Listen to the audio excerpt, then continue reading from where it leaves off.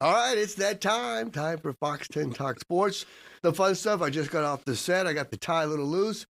Pocket square's a little messed up, but hey, it's okay. I got my guy Mark Malerich here. There we go, another Wednesday. I know, right? And it's a victory Wednesday. If you're talking Sun Devil football, it wasn't the 28-point blowout we were expecting, or the odds makers said that would happen. But hey, a win is a win. Well, it's just like if you're introducing like a new software or something to your company, there might be a few glitches here and there, and we had that with the ESPN broadcast. If you had that, and I know I paid for that subscription, and we all had a terrible second half experience, but ASU had some growing pains. There's a lot of new players, there's a lot of new positions going on, and it's the way I look at it is this: like my daughter plays club volleyball. The way they finished last year, the girls got so much better. Right. Then this year, it's a new team, new faces, and you're like the level of play is so different. And this isn't the bowl game. Yeah. This is game one. Yeah, that's an excellent point you just made, because even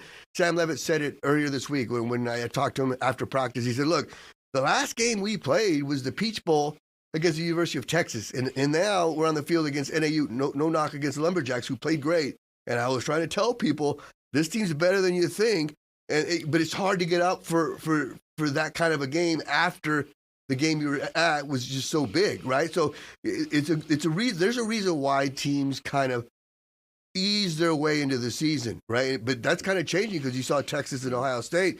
So Mally, it was kind of almost like a little preseason game. No knock against anything. Right, and I think people sometimes think, oh well, they're going to be vanilla. ASU's not going to show too much. And so you would kind of expect a game to go like that. But when Kenny comes out and says, no, we're going to run everything, I think fans were a little bit too optimistic, like, okay, they should just steamroll them. It should be 63-10. But it's like, they have things they need to work on. And it's actually a good thing, I think, because they put enough on film to say, hey, let's not get overconfident. We're the reigning Big 12 champs, but this team is not the Big 12 champs. Yeah. I actually talked to Kenny Dillingham about that. I asked him, is this the ideal situation? Because you get to kind of get on your guys' case a little bit and coach them up, and you learn some lessons, right? Penalty-wise and so on and so forth, but it's after a win. And he said 100%, because it's the best case scenario, right? You don't want to say, look, this is why we lost. You can say, look, we won, but we still got to buckle down and do the little things that lead to victory. Listen, you could be Kansas State right now, who almost lost to North Dakota, and that's a good program too.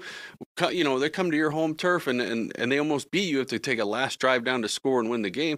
So it wasn't the nail biter, but it wasn't the blowout. So as the kids say today, it was mid. It was mid.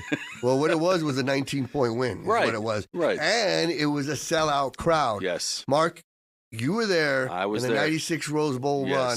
So you know what it's like when that place is rocking. Yeah. What's it like for you to know what it's like when that place is packed, to see it happening again now? It's great. And the game that comes back to me, obviously the Nebraska game in 96, but there was a game against USC that went to overtime.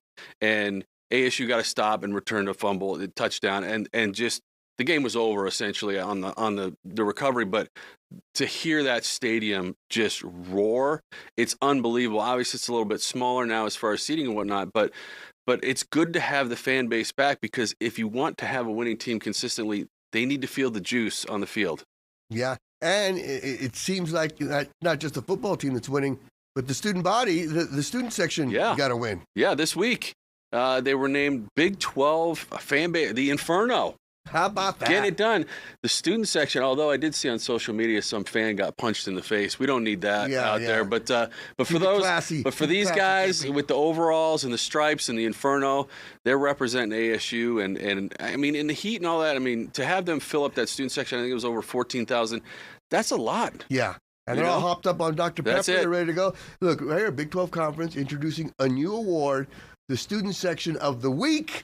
And it goes to the Inferno of the ASU. It's amazing that they call it a section, and it's 14,000 people. I mean, that's a chunk. That was pretty cool. Yeah. That was pretty cool. All right, so they get the win. A lot of penalties, but boy, Sam Levitt and Jordan Tyson They look like they're in midseason form. Oh, absolutely. And we were even talking about this earlier today that I was driving in today. And that last touchdown where Sam was pressured and just kind of threw it up to the corner of the end zone, Tyson makes that great catch. It made me think of the 2008 Cardinal run when Kurt Warner had the flea flicker against the Falcons in the wild card game, and he got it kind of late and just had to get rid of it because he knew Larry was down there. Right. And Fitz had 2 guys on him, but he said, you know what, that's my guy, and he makes a play. And just like Sam did, he knows where Jordan Tyson's going to be there. He's either going to catch it or it's incomplete. Yeah, and when you have guys like Jordan Tyson on your team, even when they're covered, they're open. Yeah. Well, You know? I even on the screen pass, I thought he looked more explosive than I remember. Yeah. He was quick. Yeah. Yeah, So, and that's when you know that these kids take it seriously. When they had a great year last year and they come back even better. Yes. Those are the kind of players you want. And I do like Jordan Tyson because I do feel he's like a humble kid, too. And everyone's talking about him being a first-round draft pick, first wide receiver off the board. But he's living in the moment, and he's taking care of business, and he's not boasting and flashy about it. He's very humble, and that kid's going to go places. Yep. Okay, well, he's going to go to Starksville this weekend, yes. right? A little bit of a history lesson. There's a tradition for Mississippi State football. They bring cowbells to the game because in the 1930s, a cow roamed onto the field, and they won the big game. So after that, they started bringing cowbells. So it gets pretty loud. It gets pretty intense. So earlier this week, Coach Kenny had the staff with cowbells throughout the practice. I got there. I thought, oh, this is kind of cool.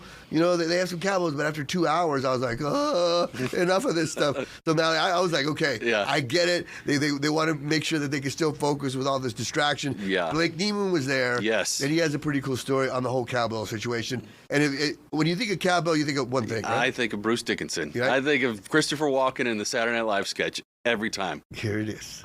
Guess what? I got a fever. And the only prescription is more cowbell. The sound of cowbells ringing had the Sun Devils' ears ringing today as Kenny Dillingham sent his staff shaking cowbells all around practice in preparation for Saturday's hostile environment in Starkville. When you think of Mississippi State and Starkville, it's an unbelievable college town. They got unbelievable atmosphere, right? Fans are awesome. They're all in. And those fans will be all in on revenge after ASU beat the Bulldogs last year here in Tempe to earn the program's first ever win over an SEC team. Cam Scadaboo served as the Sun Devils' engine in that matchup with 262 rushing yards, marking the second highest single-game rushing total in ASU history. Now it will be on Mississippi native Kyson Brown to carry the rock forward in his return to his home state. I'm absolutely ready to go. Ready to see my family, just, ready to play at that stadium. I remember just going to those games as a little kid, so it's going to be fun just being in that environment, seeing my family, and just, getting the ball out. And when Brown thinks back to his childhood in Mississippi, memories of more cowbell always seem to come up. The cowbells actually just annoyed me today, but it's definitely a memory. I remember, I think the last Egg Bowl I went to, and, those fans, they keep it rocking the entire time. So it's definitely just, a memory. We're just trying to simulate the passion of that city and that place, and it's awesome. The Sun Devils are sure to be sick of hearing the sound of cowbells by the end of the week, but the only prescription to cure it is a win. In Tempe, Blake Neiman, Fox 10 Sports. And props to Blake Neiman for even knowing about that SNL skit. Yeah, absolutely. I mean, it's a little before his time. Yeah. I mean, that's our generation for sure. But no, that was a great job and great writing too at the end there on that piece. And Blake does a great job. But a little history lesson too, going back to that '96 season when I was a member of the band.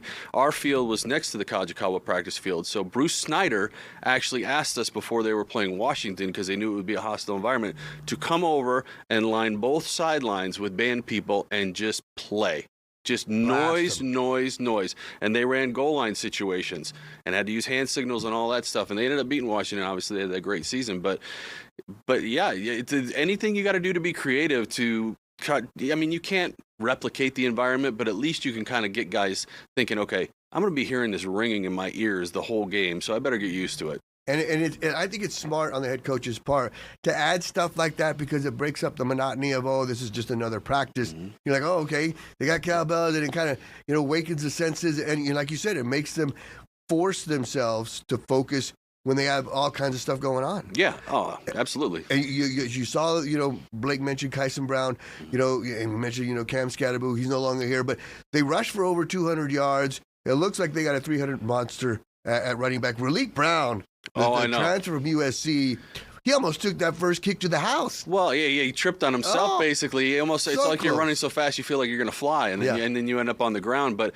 what I liked was him running between the tackles, spin moves, hurdling guys in small, tight quarters, and he's explosive. And that's your backup, basically. And he's great out of the backfield, too. I mean, I was watching, that Scattaboo run. Obviously, Scat didn't have breakaway speed, and he went down because the game was over. But these guys are game changers. Yeah. They're gonna break some. So I mean, if they can get past that second level, gone. And I don't see 12 penalties. No, I don't see the amount of flags that you saw in week 1. I think they're going to focus on that. Yes, Mississippi State, it gets rowdy over there, but this was a 2-win team last year. Sun Devils are favored by 6.5 on the road. How are you feeling about that? I know it started out at 8.5, and there's been a lot of talk, I think, since the NAU game that it's like, well, they didn't look very sharp, and so the lines come down a little bit. But I honestly think it's a double-digit win. Yeah, maybe 10, but I think ASU is more suited to play a big school. That's what they're built for. NAU, smaller school, different offense, scrappy as hell. I mean, for a local, it's like a rivalry game, and they're trying to prove something, and they're probably going to go far in the playoffs in their division. So I think ASU wins the game. I don't think it's going to be easy by any means, but I do think they'll win by double digits. Yeah, and I think, like you mentioned, when they know, okay, this is an SEC team, the antennas go up. Yeah. Right? They know they got to step it up. And as we talked about earlier, they know that they got away with one, right? They got to win. They were a little sloppy. But if you take away those penalties, that's at least 2 touchdowns that they get, and so they end up getting the blowout that everybody's expecting. So I think ASU is going to be just fine. I think they're going to go on the road. They're going to win. They're going to cover, and it's going to be more of the same when it comes to the passing game.